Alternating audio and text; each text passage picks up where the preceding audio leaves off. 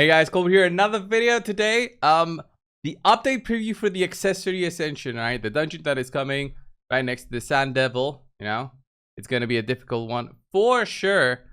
We're gonna get a video with some hints, and yeah, let's see what raid has in store for us, and if it's actually worth it. That is the real thing. Is it actually worth it? Because Sand Devil, yeah, it's more for the end game. Hello everyone, welcome to our newest update preview video dedicated to Accessory Ascension. We teased this feature in our most recent What's Next in Raid video, but now it's time for the big reveal. First things first, Accessory Ascension works exactly the same as Artifact Ascension, so we won't rehash all the core mechanics in full. You can find a link to our Artifact Ascension guide in the description below, or read the in-game guide if you need a full recap. The one important thing to mention is that instead of oil, you'll be using a new resource called Extract to ascend your accessories. Just like potions and oil, extract comes in three types: lesser, greater, and superior. The higher you want to ascend your accessories, the higher grade extract you'll need. Ascending an accessory will unlock a new bonus stat that improves with every new ascension level, and you won't be able to ascend accessories that are below rank 4 and level 12. That's about it. Okay, so rings, you can only get HP, attack, and def, which is nice. It's very limited. It's 1 out of 3. You'll either get it or you won't, right? But it's much better than, you know, what other options could we have there, honestly? But this magical extract doesn't grow on I wonder if amulets you can get more crit damage. trees. At least, not any normal tree. Nope. You'll have to head to a new dungeon and win it via glorious battle. The Phantom Shogun's Grove is the place where it all happens. There, a mighty new boss awaits. Akumari, the Phantom Shogun.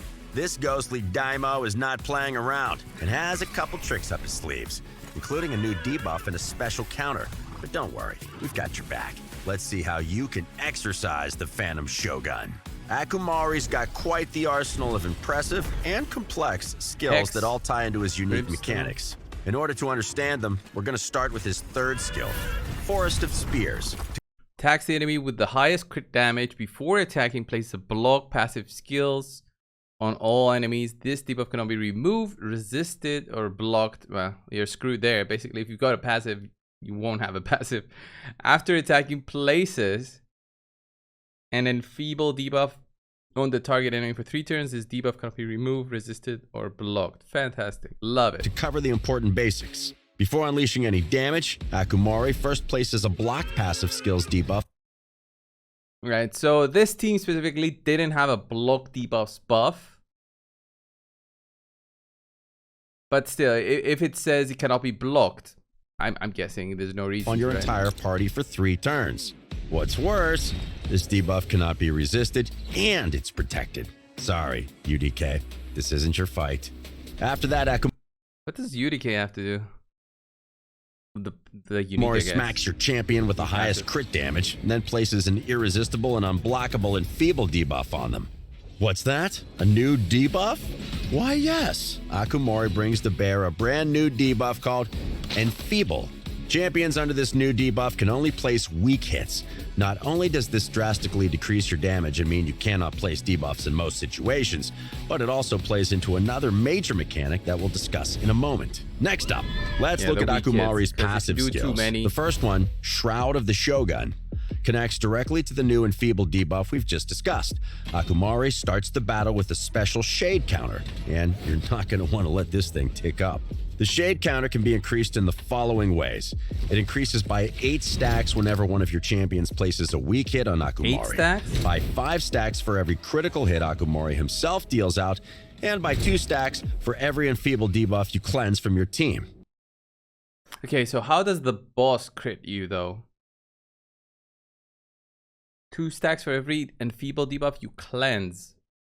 So yeah, if you cleanse it, the boss will gain 5 times 2. He'll gain 10 stacks, but it's better than attacking with the Each shade right? counter stack increases Akumari's critical rate by 1% and critical damage by 2%. So he's only getting stronger the longer he stays in the shade.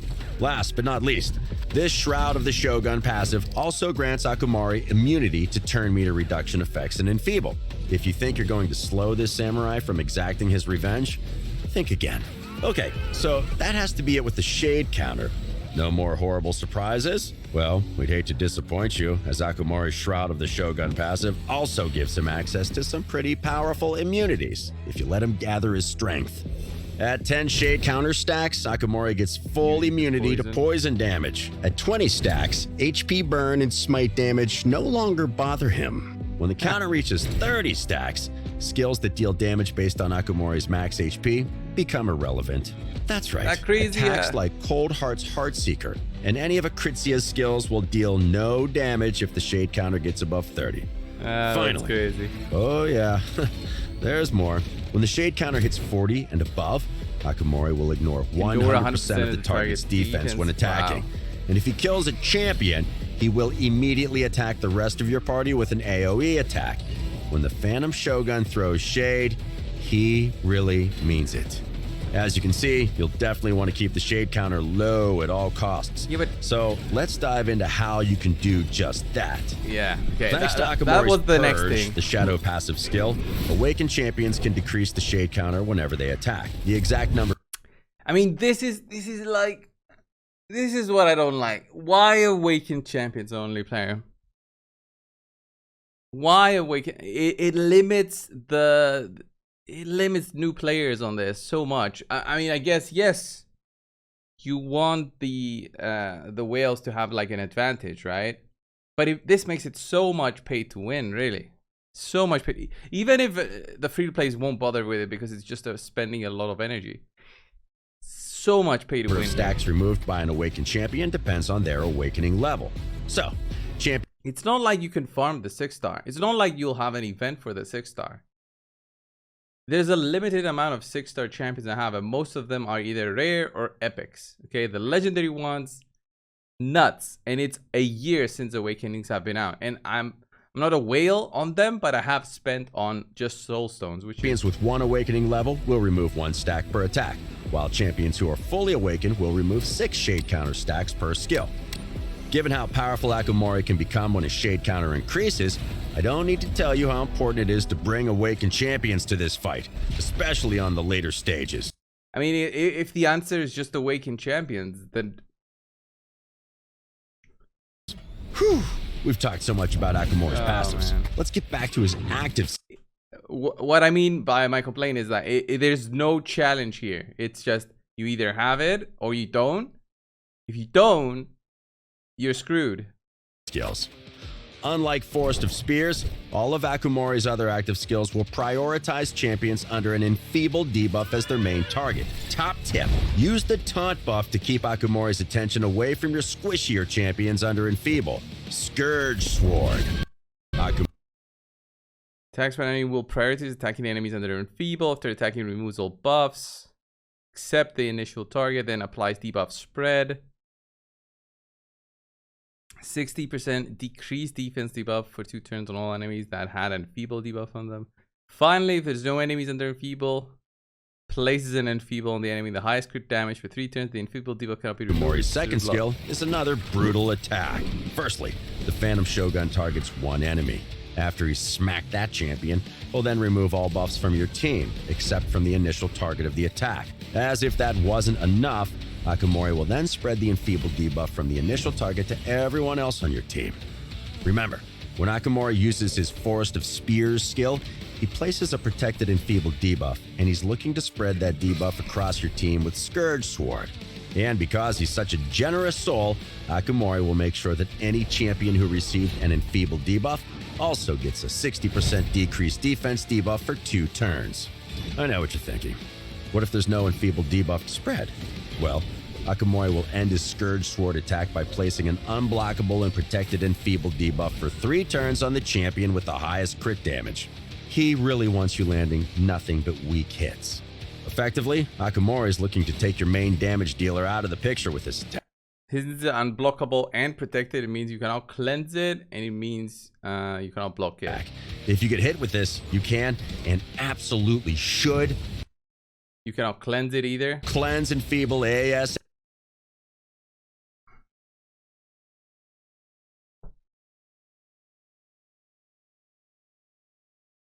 with this, you can and absolutely should cleanse Enfeeble ASAP. Bringing support champions who can cleanse debuffs is essential to vanquishing this ghostly warlord. Once he's placed in spread Enfeeble debuffs, Akumari can maximize the effectiveness of his first skill, Spectral Lunge. First, he attacks one random champion. Once he hits that first champion, Akumari will then attack anyone else under an Enfeeble debuff and fill his own turn meter by 20% for each enemy hit. If your whole team is under Enfeeble, Akumari is getting 100% turn meter back when he hits you with this skill. So, keeping those Enfeeble debuffs off your team is super important. Fewer champions get hit, and Akumari gets less turn meter. Win-win. Finally, seems that Doom Priest will be great here, because there's only like one debuff that he applies that can be cleansed, right? The block unique cannot be cleansed. Wraith Javelin. Akumari. But wasn't very clear there. Wasn't enough. What if there's no Enfeeble debuff? Like, you can cleanse the unprotected one. Well. Oh, there's the defense down. The defense down also. Champion and makes full use of his shade counter. I still think he'll ignore the following protective buffs based on the number of shade counter stacks. 10 stacks will get him ignore block damage. 20 will nullify unkillable. 30 will make ally protection useless. And 40 or more stacks will let Akumari ignore your champion's shield buffs.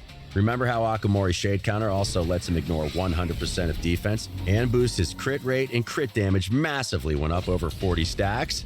Combine it with this skill, and you're looking at one of the most powerful attacks ever.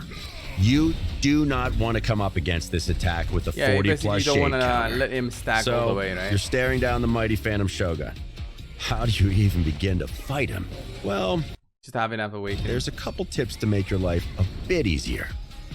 Tip numero uno, bring awakened champions. The higher their awakening level, the better, as they'll be more effective at keeping Akumari's shade counter in check. You know how much it is to have 5 6-star awakened legendaries? I bet they don't know. 5 6-star awakened legendaries is, I would say, for specific champions also, it's around $1,000, I would say, per champion. Keep the shade counter low and you'll keep your survivability high. So 5k. Tip number 2, bring a cleanser.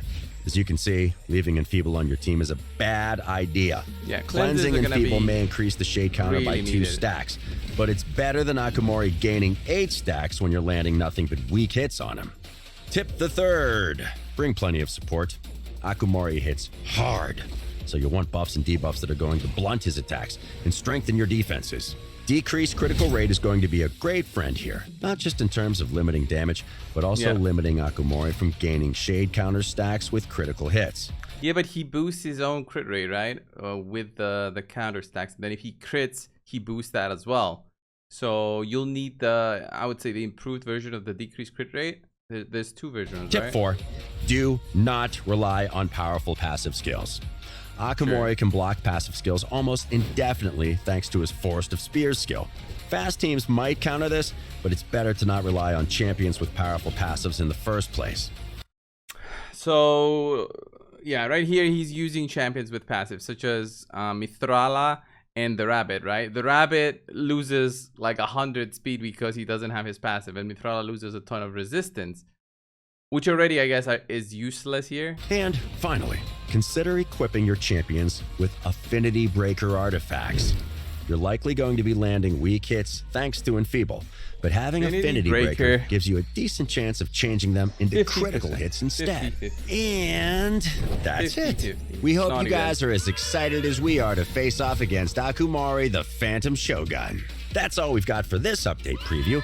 Don't forget to like. You know, what the problem is, that when you're hitting him, right? Yeah, he's getting 1% crit rate. When you are hitting him, one of your champions places a weak hit. So you place a weak hit because you have to hit him. Yeah, you don't want him to be critting out. So if you have awakened champions, that's where things become better in terms of reducing the stacks, right? So you reduce it by 6. So you do a hit, which is gonna be weak hit when you've got that stack on you, that Enfeeble.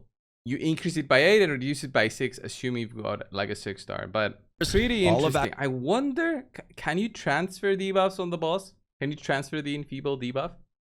I still think Smite is going to be great, but Smite gets disabled on the 20 stacks, which is very quick for you to apply those. So I'm not sure how you can do this boss without Awakened Champions. It's probably not possible at all to do a max dungeon without Awakened Champions.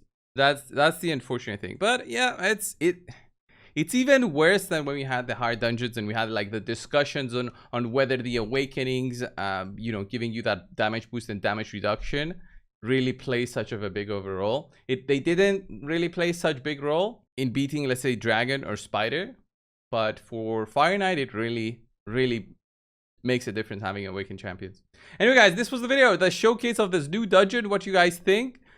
Honestly, 90% of the player base will not be farming this, will not really bother with this, but it's still gonna be a very difficult one to beat, even if you're in the minority where they are gonna consider farming it for those added buffs on their gear. Anyway, guys, this was the video. Thank you all. Subscribe. I'll see you the next one. See ya.